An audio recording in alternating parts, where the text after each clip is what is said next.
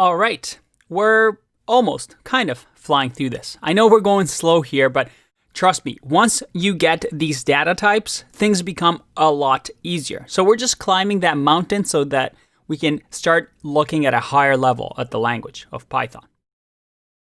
To keep going, let's talk about this data type, str, which stands for strings. Let's see what they are. A string is simply, well, a piece of text. For example, a string can be written with quotation marks. And I can say, hi, hello there. And that is a string. You see that the color changed here in my editor. I can also make strings with double quotes. So once again, this is also a valid string. And I can put anything I want in here. I can do numbers if I wanted to, exclamation marks. It's just a piece of text. You can think of it as a sentence for now. And if I do the type function here, remember, these brackets denote that we want to perform some sort of action, which is we're using the type action that Python gives us. And if I click run, you see that, and remember, we have to print it out as well. So let's do print so that we can see the display. And I click run, you see that it's str. It's a type of string. And now we can use this in important ways. For example, imagine you're creating a login form and we want to collect somebody's username and password. Well, we can have username variable that we assign, let's say, some sort of username. Let's call it supercoder. And then password can be super secret. And now we have these variables, usernames and passwords that we can use throughout our program, such as to check if a password exists. And remember, I can use single quotes or double quotes.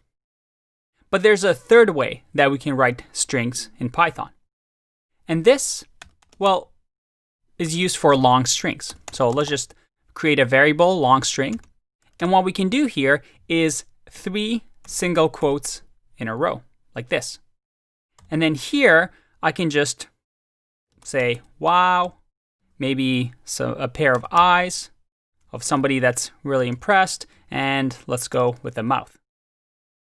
That actually kind of looks like hair. All right. And then I finish it off with 3 single quotes again. So now if I print the long string and I click run, look at that. My little weird emoji face is printed. So the 3 single quotes is for long strings that I can keep going on multiple lines. For example, I can't do this with the single quote. You see that the orange color is now gone because Python is going to say this is a new line and this is another line. And it's going to give me an error because, well, a cret with a quote doesn't mean anything. But if we use 3 single quotes, you can see that we can do multi-line strings. And this is really useful if you want to have maybe long sentences and paragraphs. Now, with a string, we can do some cool things that we saw in the numbers videos. What if I had something like this?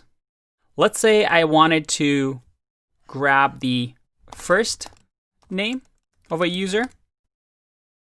Just give my own name here, and then last name.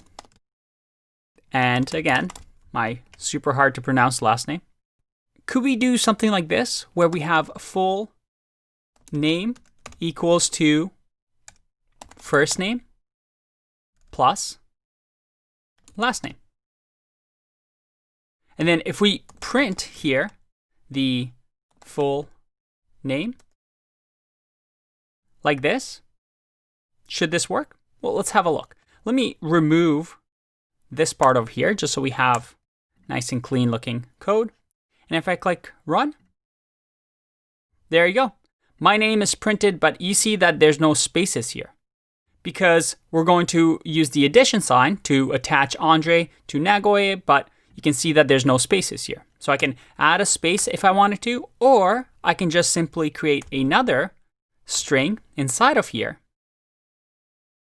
just like this and then add a space in between. So we're just using the plus sign, which we've seen in the numbers videos, but instead to add strings together. And now if I click run, you see that I got the space because I'm adding a space in here in between the names. Very, very cool. But there's a few more neat things that we can do with strings. So let's take a break and I'll see you in the next video.